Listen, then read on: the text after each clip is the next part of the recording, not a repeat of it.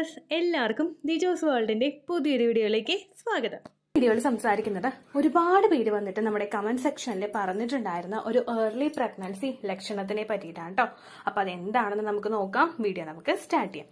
ഇവിടെ സംസാരിക്കാനായിട്ട് പോകുന്നത് വജൈനയിലും അതുപോലെ നമ്മുടെ ജെനിറ്റൽ ഏരിയയിലും, അതായത് നമ്മുടെ ലോവർ അബ്ഡമന് താഴെയുള്ള നമ്മുടെ വജൈനയും വാൾവയും ഒക്കെ ഇൻക്ലൂഡഡ് ആയിട്ടുള്ള നമ്മുടെ ജെനിറ്റൽ ഏരിയയിൽ ഉണ്ടാകുന്ന കുത്തുന്നത് പോലെയുള്ള ഒരു സെൻസേഷൻ. ഇത് ആ ഒരു ഇന്നർ പാർട്ടിനകത്ത് നിന്നാണെങ്കിലും പുറമേ നിന്നാണെങ്കിലും കുത്തുന്നത് പോലെ അല്ലെങ്കിൽ ഒരു പ്രഷർ ഉണ്ടാവുന്നത് പോലെ അനുഭവപ്പെടുന്നതിനെ പറ്റിയിട്ടാണ്. അപ്പോൾ എന്തുകൊണ്ടാണ് നമുക്ക് അങ്ങനെ ഒരു ബുദ്ധിമുട്ട് പ്രഗ്നൻസിയുടെ തുടക്കത്തിൽ തന്നെ അനുഭവപ്പെടുന്നതെന്ന് ആദ്യം തന്നെ നോക്കാം. തുടക്കത്തിൽ തന്നെ പറയട്ടെ, ഇങ്ങനെയുള്ള പ്രഗ്നൻസി ലക്ഷണങ്ങളെ പറ്റിയിട്ട് വീഡിയോസ് ചെയ്യുന്നത് നിങ്ങൾക്കൊരു അവയർനെസ്സിന് വേണ്ടിയിട്ടാണ്. പ്രിമെൻസ്ട്രൽ സിംറ്റംസ് ഉള്ളവരും PCODയുടെ ബുദ്ധിമുട്ടുള്ളവരും ഇത്തരത്തിലുള്ള ബുദ്ധിമുട്ടുകളൊക്കെ കാണുമ്പോഴേക്കും പലപ്പോഴും ചിന്തിക്കുന്നത് ഈ സംഭവിക്കുന്നതെല്ലാം ഇതുകൊണ്ട് തന്നെ ഉണ്ടായതാണ് എന്നാണ്. പ്രഗ്നൻസിയുടെ ഒരു റീസൺ കൊണ്ടാണ് ഇങ്ങനെ ഉണ്ടാവുന്നതെന്ന് പലരും തന്നെ ചിന്തിക്കാറില്ല. ഒരുപാട് പേർക്ക് പലതരത്തിലുള്ള ലക്ഷണങ്ങൾ കണ്ടതിന് ശേഷം ലൈറ്റ് ആയിട്ടുള്ള സ്പോട്ടിങ് വരുമ്പോഴേക്കും പലരും ചിന്തിക്കുന്നത് അത് പീരിയഡ്സ് ആയിരിക്കുമെന്നാണ്. പക്ഷെ ഒരുപാട് പേര് നമ്മുടെ കമന്റ്സിൽ പറയുന്നുണ്ട് ചെറുതായിട്ടുള്ള സ്പോട്ടിങ് ഉണ്ടായിട്ട് ചെക്ക് ചെയ്ത് നോക്കിയപ്പോൾ പോസിറ്റീവ് ആയിട്ടുണ്ടെന്നൊക്കെയുള്ള കാര്യം. അപ്പോൾ നിങ്ങൾക്ക് ജസ്റ്റ് ഒരു അവയർനെസ്സിന് വേണ്ടിയിട്ടാണ് ഇത്തരത്തിലുള്ള വീഡിയോസ് ചെയ്യുന്നത്. നമ്മൾ ശരീരം ശ്രദ്ധിക്കാതിരുന്നിട്ട് ഈ ഒരു പ്രഗ്നൻസി പോകാതിരിക്കാൻ ഇത് നിങ്ങളെ ഒരുപാട് സഹായിക്കും കേട്ടോ. ഇത്തരത്തിലുള്ള ലക്ഷണങ്ങൾ ഇല്ലെങ്കിലും നിങ്ങൾ വിഷമിക്കേണ്ട ആവശ്യമില്ല. പീരിയഡ്സ് മിസ്സാകുന്നുണ്ടോ എന്ന് നിങ്ങൾ നോക്കുക. ഇനി എക്സ്പെക്ടഡ് ഡേറ്റിൽ തന്നെ പീരിയഡ്സ് വരുന്നുണ്ടെങ്കിൽ കൂടി തന്നെ അതിന്റെ ബ്ലീഡിങ്ങിന്റെ തോത് എത്രത്തോളം ഉണ്ടെന്നുള്ള കാര്യവും കൂടി നിങ്ങൾ മോണിറ്റർ ചെയ്യണം കേട്ടോ. അപ്പൊ നമുക്ക് വീഡിയോ സ്റ്റാർട്ട് ചെയ്യാം. നമ്മുടെ ജെനിറ്റൽസിൽ, നമ്മുടെ ലോവർ അബ്ഡമന് താഴെയുള്ള നമ്മുടെ ആ ഒരു പ്രൈവറ്റ് ഓർഗൻ സ്ഥിതി ചെയ്യുന്ന ആ ജെനിറ്റൽ ഏരിയയിൽ പലർക്കും പ്രഗ്നൻസിയുടെ തുടക്കത്തിൽ തന്നെ കുത്തുന്നത് പോലെയുള്ള സെൻസേഷൻ അനുഭവപ്പെടാറുണ്ട്. ഇതിനുള്ള റീസൺസ് എന്തൊക്കെയാണെന്ന് നമുക്ക് നോക്കാം. ഏകദേശം ഒരു 4 കാര്യങ്ങൾ കൊണ്ടാണ് നിങ്ങൾക്ക് ഇത്തരത്തിലുള്ള ബുദ്ധിമുട്ടുകൾ ഉണ്ടാവുന്നത്. ഏറ്റവും ആദ്യത്തെ ഒരു റീസൺ എന്ന് പറയുന്നത് റിലാക്സിൻ ഹോർമോണാണ്. നമ്മൾ പ്രഗ്നന്റ് ആകുമ്പോൾ പ്രഗ്നൻസിയുടെ സ്റ്റാർട്ടിംഗ് സ്റ്റേജിൽ തന്നെ ശരീരം കൂടുതലായിട്ട് പുറപ്പെടുവിപ്പിക്കുന്ന ഒരു ഹോർമോണാണ് റിലാക്സിൻ എന്ന് പറയുന്നത്. നമ്മുടെ യൂട്രസിന് ചുറ്റുമുള്ള മസിൽസിനും ലിഗമെന്റ്സിനും ഒക്കെ ഒന്ന് സ്ട്രെച്ച് ആകാൻ വേണ്ടിയിട്ടുള്ള ഒരു കപ്പാസിറ്റി കൊടുക്കുന്നത്, അല്ലെങ്കിൽ ഒരു സ്ട്രെച്ച് ആകാൻ വേണ്ടിയിട്ടുള്ള ഒരു സപ്പോർട്ട് കൊടുക്കുന്നത് റിലാക്സിൻ എന്ന് പറയുന്ന ഒരു ഹോർമോണാണ്. ഈ റിലാക്സിൻ ഹോർമോൺ ശരീരത്തിൽ ഇൻക്രീസ് ആവുന്നതിനനുസരിച്ച് ശരീരം സ്ട്രെച്ച് ആകാനായിട്ട് തുടങ്ങും. സ്ട്രെച്ച് ആകുമ്പോഴേക്കും നോർമലി ഒരു പൊസിഷനിൽ തന്നെ നിന്നിട്ടുള്ള നമ്മുടെ അസ്ഥികളെല്ലാം കൂടി ഒന്ന് സ്ട്രെച്ച് ആകാനായിട്ട് തുടങ്ങുമ്പോഴേക്കും അവിടെ ചേഞ്ചസും വേദനയും ഒക്കെ നമുക്ക് അനുഭവപ്പെടും.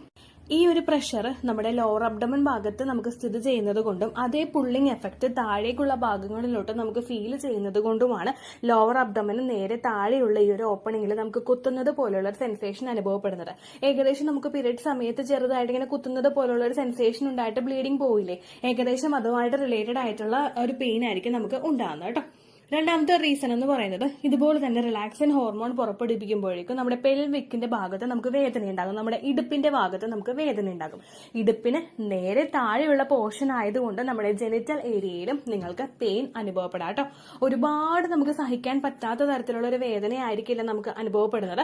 കുറച്ചു നേരം കുത്തുന്നത് പോലെ നമുക്ക് തോന്നും. ഏകദേശം ഒരു 5-6 സെക്കൻഡ് നമുക്ക് കുത്തുന്നത് പോലെയുള്ള ഒരു വേദന ഉണ്ടാകും, പിന്നെ അത് പോകും. കുറച്ച് കഴിയുമ്പോൾ പിന്നെയും കുത്തുന്നത് പോലെ വേദന വരും, പിന്നെയും പോകും. അങ്ങനെയുള്ള രീതിക്കായിരിക്കും നമുക്ക് ഉണ്ടാകുന്നത്. ഒരുപാട് നേരം അങ്ങനെയുള്ള ഒരു പെയിൻ ആയിരിക്കില്ല കേട്ടോ നമുക്കുണ്ടാവുന്നത്. മൂന്നാമത്തെ റീസൺ എന്ന് പറയുന്നത് കോൺസ്റ്റിപ്പേഷൻ ആണ്. പ്രഗ്നൻസിയുടെ സ്റ്റാർട്ടിംഗ് സ്റ്റേജിൽ ഒരുപാട് സ്ത്രീകൾ അനുഭവിക്കുന്ന ഒരു ബുദ്ധിമുട്ടാണ് കോൺസ്റ്റിപ്പേഷൻ, അല്ലെങ്കിൽ നമുക്ക് മോഷൻ പോകാനായിട്ട് ബുദ്ധിമുട്ട് ഉണ്ടാവുക എന്ന് പറയുന്നത്. ഈ ഒരു കോൺസ്റ്റിപ്പേഷൻ ഉണ്ടാകുമ്പോഴേക്ക് നമുക്ക് 1-2 ദിവസമൊക്കെ നമുക്ക് മോഷൻ പോകുന്നില്ല, അല്ലെങ്കിൽ പോകാനായിട്ട് മുഴുവനായിട്ട് പോകാത്ത പോലുള്ള ഒരു ടെൻഡൻസി നമുക്ക് ഉണ്ടായിക്കഴിഞ്ഞാൽ ആ ഒരു മോഷൻ അവിടെ പിടിച്ചു നിൽക്കുന്നതിന്റെ, അല്ലെങ്കിൽ പുറത്തേക്ക് പോകാതെ അങ്ങനെ സ്റ്റോർ ആയിട്ട് നിൽക്കുന്നതിന്റെ ഭാഗമായിട്ട് നമുക്ക് അത്തരത്തിലുള്ള പെയിൻ അനുഭവപ്പെടാം. നമ്മുടെ ജെനിറ്റൽ ഏരിയയിലും അതുപോലെ തന്നെ നമ്മുടെ തൊടയുടെ ഭാഗത്തുമൊക്കെ ഒരു വല്ലാത്തൊരു ഇറിറ്റേഷനും പെയിനും നമുക്ക് അനുഭവപ്പെടാം. അതുപോലെ തന്നെ നമ്മുടെ നടുവിന്റെ ഭാഗത്തും നമുക്ക് വേദന അനുഭവപ്പെടാം കേട്ടോ.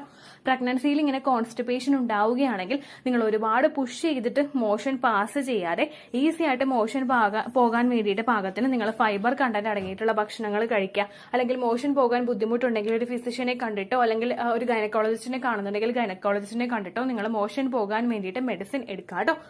ഫിസിഷ്യനെ കണ്ടിട്ടാണ് നിങ്ങൾ മെഡിസിൻ കഴിക്കുന്നതെങ്കിൽ മസ്റ്റ് ആയിട്ട് നിങ്ങൾ പറയണം പ്രഗ്നൻസി ട്രൈ ചെയ്യുന്ന ഒരാളാണ് നിങ്ങളെന്നും ഓവുലേഷൻ ടൈം കഴിഞ്ഞിട്ടിരിക്കുകയാണ് എന്നുള്ള കാര്യവും കൂടി നിങ്ങൾ അവരെ ഓർമ്മിപ്പിക്കുക കേട്ടോ. അടുത്തൊരു റീസൺ എന്ന് പറയുന്നത് ബ്ലഡ് സർക്കുലേഷൻ കൂടുന്നതാണ്. ബ്ലഡ് സർക്കുലേഷൻ കൂടുക എന്ന് പറയുമ്പോഴേക്കും നമ്മൾ പ്രഗ്നന്റ് ആകുന്ന സമയത്ത് നമ്മുടെ യൂട്രസിലോട്ട് മാത്രമല്ല ബ്ലഡ് സർക്കുലേഷൻ കൂടുന്നത്, നേരെ മറിച്ച് നമ്മളുടെ ശരീരത്തിലെ ഓരോ ഭാഗങ്ങളിലോട്ടും ഈ ഒരു ബ്ലഡ് സർക്കുലേഷൻ കൂടും. ഈ ബ്ലഡ് സർക്കുലേഷൻ കൂടുന്നതിന്റെ ഭാഗമായിട്ട് നമുക്ക് നമ്മുടെ നമ്മുടെ ആ ഒരു ഞരമ്പുകളെല്ലാം തന്നെ നമ്മൾ ആ ഒരു ഡെവലപ്പായി വരുന്ന ഓരോ സ്റ്റേജിലും അതിനനുസരിച്ചുള്ള വളർച്ച ഉണ്ടാകുന്നതല്ലാതെ ഇതിനൊരു വികാസം പൂർണ്ണമായിട്ടും നമുക്ക് അവിടെ സംഭവിക്കുന്നില്ല.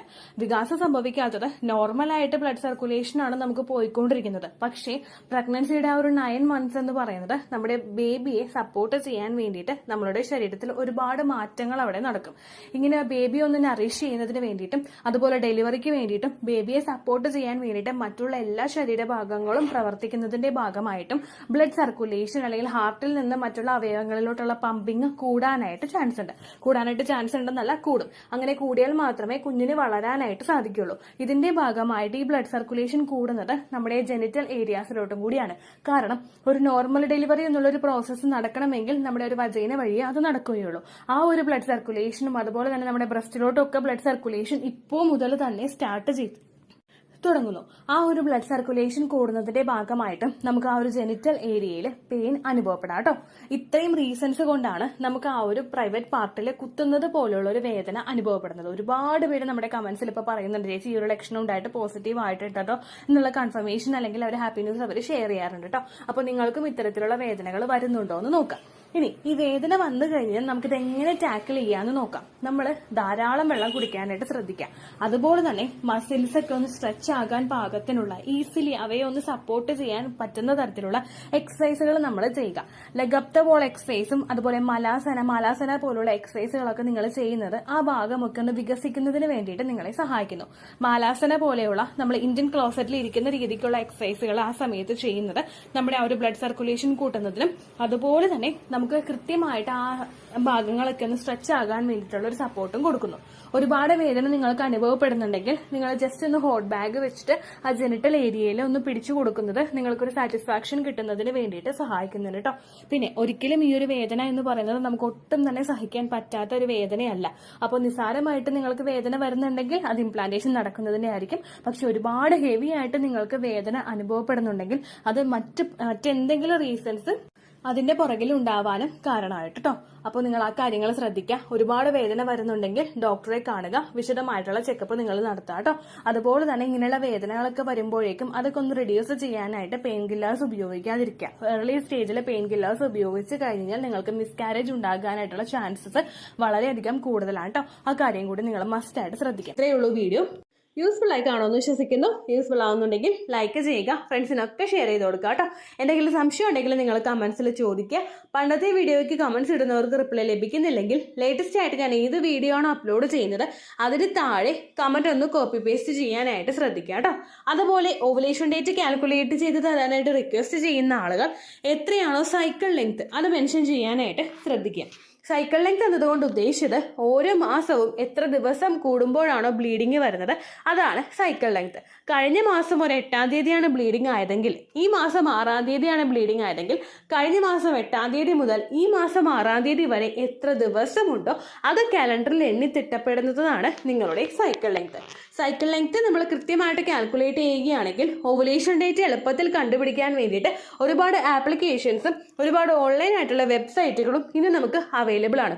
പ്ലേ സ്റ്റോറിൽ പോയിട്ട് ഓൺലൈൻ ഓവുലേഷൻ ട്രാക്കർ എന്ന് ടൈപ്പ് ചെയ്ത് കഴിഞ്ഞാൽ നിങ്ങൾക്ക് അതുമായിട്ട് ബന്ധപ്പെട്ടിട്ടുള്ള ആപ്ലിക്കേഷൻസ് കിട്ടും. അത് പറ്റുന്നില്ല എങ്കിൽ ഗൂഗിളിൽ പോയിട്ട് ഓൺലൈൻ ഓവുലേഷൻ കാൽക്കുലേറ്റർ എന്ന് ടൈപ്പ് ചെയ്ത് കഴിഞ്ഞാൽ അതുമായിട്ട് ബന്ധപ്പെട്ടിട്ടുള്ള വെബ്സൈറ്റുകൾ നിങ്ങൾക്ക് കിട്ടും.